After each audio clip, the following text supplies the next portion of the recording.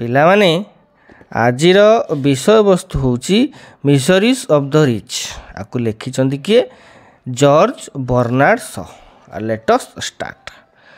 George Bernard ଶଙ୍କ ଏହି ରଚନାଟି ଏକ ବାସ୍ତବବାଦୀ ପ୍ରବନ୍ଧ। ଏହି ବିଷୟଟି ତାଙ୍କ ମତରେ ଆଧୁନିକ ଯୁଗର ପୁଞ୍ଜିବାଦୀ ହେଉଛି ଏକ ଖଳନାୟକ। ଏହା ଲୋକମାନଙ୍କୁ ଧନୀର ଆଖ୍ୟା ଦେଇଥାଏ ସତ, କିନ୍ତୁ ତାଙ୍କଠାରୁ କାଢ଼ି ନେଇଥାଏ ସ୍ୱାଧୀନତା, ଖୁସି ଏବଂ ତାଙ୍କ ଜୀବନରେ ଭରି ଦେଇଥାଏ ଦୁଃଖ ଏବଂ ନିଃସହାୟତା। ଲେଖକଙ୍କ ଅନୁସାରେ ତାଙ୍କର ପୁଞ୍ଜିବାଦୀ ବିରୁଦ୍ଧରେ ସମାଲୋଚନାକୁ କୌଣସି ଲୋକ ଭୁଲ ବୁଝିବା ଉଚିତ ନୁହେଁ। କୌଣସି ଲୋକ ତାଙ୍କୁ ଦୋଷୀ ସାବ୍ୟସ୍ତ କରିପାରିବନି ଯେ ଲେଖକ ଅଙ୍ଗୁର କୋଳି ନ ଖାଇପାରି ଖଟା ବୋଲି କହୁଛନ୍ତି, କାରଣ ଜର୍ଜ ବର୍ନାର୍ଡ ଶ ମଧ୍ୟ ଧନୀ ଶ୍ରେଣୀର ଥିଲେ। ଦୀର୍ଘ 35 ବର୍ଷ ମଧ୍ୟରେ ସେ କେବେ କାମ କରିବାର ଆବଶ୍ୟକତା ଅନୁଭବ କରିନାହାନ୍ତି କିମ୍ବା କାମ ନ କରିଲେ ସମାଜ ତାକୁ ବାସନ୍ଦ କରିନାହିଁ। ସେ ଜଣେ ବିଜ୍ଞ ଧନୀ ଲୋକ ପରି କାମ କରୁଥିଲେ ହେଁ ନିଜକୁ ବିଳାସ ବ୍ୟସନରେ ହଜାଇ ଦେଉନଥିଲେ। ତାଙ୍କ ସମୟରେ ତାଙ୍କ ପାଖରେ ଗୋଟିଏ ପଇସା ପକେଟରେ ନଥାଏ। ସେ କୌଣସି ବିଳାସୀ ପଦାର୍ଥ କିଣିବାକୁ ଚାହାନ୍ତି ନାହିଁ, କିନ୍ତୁ ପଇସା ଥାଇ ମଧ୍ୟ ସେ କୌଣସି ପଦାର୍ଥ କ୍ରୟ କରିବାକୁ ଆଗ୍ରହ ପ୍ରକାଶ କରନ୍ତି ନାହିଁ। ସେ ନିଜକୁ ଏକ ସାଧାରଣ ବ୍ୟକ୍ତି ଭାବରେ ପରିଚିତ କରାଇବାକୁ ଚାହୁଁନଥିଲେ କିମ୍ବା ନିଜକୁ ଯନ୍ତ୍ରଣା ଦେଇ କୌଣସି ଭଗବାନଙ୍କୁ ଶାନ୍ତି କରି ମୋକ୍ଷ ପାଇବା ପାଇଁ ସେ ଚାହୁଁନଥିଲେ। ସେ ଚାହିଁଥିଲେ ଏକ ବିଳାସୀ ଓ ଧନୀ ଭାବରେ ନିଜର ଜୀବନକୁ ଉପଭୋଗ କରିପାରିଥାନ୍ତେ, କିନ୍ତୁ ସେ ଏପରି କରିନଥିଲେ। ଲେଖକଙ୍କର ଏପରି ଜୀବନଯାପନ କରିବା ଏକ ବୁଦ୍ଧିମାନର କାମ ଥିଲା, କାରଣ ସେ ଏହିପରି ଦୂରଦୂରାନ୍ତର ପରିଣାମକୁ ବର୍ତ୍ତମାନ ସମୟରେ ଦେଖିପାରୁଥିଲେ। ସେ ଚାହିଁଥିଲେ ଲାଙ୍କାଶାୟାର ଫ୍ୟାକ୍ଟ୍ରିର କର୍ମଚାରୀ ପରି ଆମୋଦ ପ୍ରମୋଦରେ ବ୍ଲାକପୁଲଠାରେ ନିଜକୁ ହଜାଇ ପାରିଥାନ୍ତେ, କାରଣ ଏପରି ଉପଭୋଗ ତାଙ୍କୁ ଆତ୍ମଘାତୀ ପରି ଲାଗେ।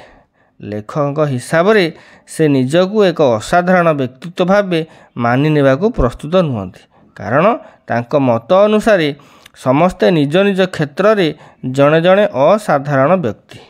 ସେମାନେ ଯେଉଁ କାର୍ଯ୍ୟ ପ୍ରତିପାଦନ କରିଥାନ୍ତି ତା ଆଉ କେହି କରିପାରିବେ ନାହିଁ। କିନ୍ତୁ ଲେଖକ ନିଜକୁ ଏକ ଅସାଧାରଣ ବ୍ୟକ୍ତି ବୋଲି ଆଉ ଏକ ଦୃଷ୍ଟିକୋଣରୁ ଭାବନ୍ତି, କାରଣ ତାଙ୍କର ଅନୁଭୂତି ଦୁଇ ପ୍ରକାର। ସେ ଦାରିଦ୍ରତା ଏବଂ ପ୍ରାଚୁର୍ଯ୍ୟ, ଦାସତ୍ୱ ଏବଂ ସ୍ୱୟଂ ଶାସିତର ଅନୁଭୂତିକୁ ନେଇ ଗତି କରିଛନ୍ତି। କିନ୍ତୁ ସେ ପିଲାବେଳୁ ନିଜ ମନକୁ ସ୍ଥିର କରି ନେଇଛନ୍ତି ଯେ ସେ କେବେ ହେଲେ ନିଜକୁ ବିଳାସୀ ଭାବେ ଉପଭୋଗ କରିବେ ନାହିଁ।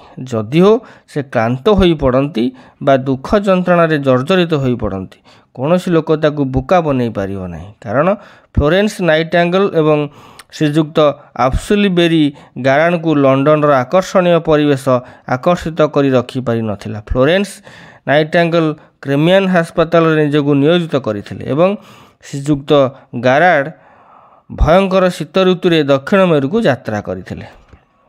ଧନୀମାନେ ବିଳାସ ବ୍ୟସନରେ ନିଜକୁ ନିୟୋଜିତ କରି ଏକ ପ୍ରକାର ଦୁର୍ଦ୍ଦଶାକୁ ଆମନ୍ତ୍ରଣ କରୁଥିଲେ। ସେମାନେ କର୍ମଠାରୁ, ଦାୟିତ୍ୱଠାରୁ, ପରମ୍ପରାଠାରୁ ଏବଂ ଦୈନନ୍ଦିନ କାର୍ଯ୍ୟ ନିର୍ଘଣ୍ଟଠାରୁ ଏପରିକି ରବିବାର ଦିନ ଚର୍ଚ୍ଚ ଯିବାକୁ ମଧ୍ୟ ଭୁଲି ଯାଉଥିଲେ। ସେହିଦିନ ଧନୀ ଲୋକମାନେ ନିଜକୁ ଏକ ବାରବୁଲା ଫକୀର ବୋଲି ଭାବୁଥିଲେ। ସବୁବେଳେ ସେମାନେ ନିଜକୁ ବିଭିନ୍ନ ପ୍ରଶ୍ନ ଦ୍ୱାରା ବ୍ୟଥିତ କରି ପକାଉଥିଲେ। ସେ ପ୍ରଶ୍ନ ଗୁଡ଼ିକ ହେଲା ଯଥା ମୁଁ କ'ଣ କରିବି, ମୁଁ କେଉଁଠାକୁ ଯିବି। ସେ ଉତ୍ତର ମଧ୍ୟ ପାଇଯାଆନ୍ତି ଯଥା ଯାହା ଇଚ୍ଛା ତାହା କର, ତୁମ ଇଚ୍ଛା ଅନୁସାରେ ଯାଅ, କିଛି ହେବ ନାହିଁ। ତୁମେ ଯେଉଁଆଡ଼େ ଯାଅ ବା କିଛି କର। ଅଳସୁଆ ଧନୀମାନେ ମଧ୍ୟ ବିଳାସୀ ବଣିକମାନଙ୍କ ଦ୍ୱାରା ଶୋଷିତ ହୁଅନ୍ତି। ସେମାନେ ଅଳସୁଆ ଧନୀମାନଙ୍କୁ ବିଭିନ୍ନ ପ୍ରକାର ପ୍ରଲୋଭନ ଦେଖାନ୍ତି। ଦୋକାନୀମାନେ ନୂଆ ନୂଆ ଗାଡ଼ି ମଟର, ନୂଆ ନୂଆ ମଡ଼େଲ, ନୂଆ ପୋଷାକ ଦ୍ୱାରା ସେମାନଙ୍କୁ ଆକୃଷ୍ଟ କରିଥାନ୍ତି। ଏପରି ହୁଏ ଯେ ସେମାନେ ତାଙ୍କୁ ପୁରାତନ ଯାନବାହନ ଗୁଡ଼ିକୁ ଖୁବ୍ ଶସ୍ତାରେ ଲୁହା ଓଜନରେ ବିକ୍ରି କରିଦେଇଥାନ୍ତି। ଧନୀ ଏବଂ ସାଧାରଣ ଲୋକମାନଙ୍କ ଭିତରେ ପ୍ରଭେଦ ହେଲା ଯେ ଧନୀମାନେ ଦିନକୁ 3ଟି ଗୁରୁତ୍ୱପୂର୍ଣ୍ଣ ଭୋଜନରେ ଆପ୍ୟାୟିତ କରିଥାନ୍ତି। ସମୟ ଆସେ ବିନା ମଦରେ ଧନୀମାନଙ୍କର ଭୋଜନଟି ସମ୍ପୂର୍ଣ୍ଣ ହୁଏ ନାହିଁ। ଏପରି ସମୟ ଆସେ ନିଦ୍ରା ପାଇଁ ସେମାନେ ନିଦ୍ରା ଔଷଧର ସାହାଯ୍ୟ ନେଇଥାନ୍ତି। ଯଦିଓ ଔଷଧର ଗ୍ୟାରେଣ୍ଟି ଥାଏ ଯେ କୌଣସି ପ୍ରକାର କ୍ଷତି ନାହିଁ, କିନ୍ତୁ ଏହା ଅନେକ କ୍ଷତି କରିଥାଏ। ଧନୀ ବଣିକ ପରି ଡାକ୍ତରମାନେ ମଧ୍ୟ ଅଳସୁଆ ଧନୀମାନଙ୍କୁ ଶୋଷଣ କରିଥାନ୍ତି ବିଭିନ୍ନ ଟନିକ୍ ଓ ଔଷଧ ମାଧ୍ୟମରେ। କିନ୍ତୁ ଡାକ୍ତର ତାଙ୍କୁ କେବେ ହେଲେ ସତ କଥା କୁହେ ନାହିଁ ଯେ ଶାରୀରିକ ପରିଶ୍ରମ କରିଲେ ସେମାନଙ୍କର ସମସ୍ତ ଯନ୍ତ୍ରଣା କମିଯାଏ।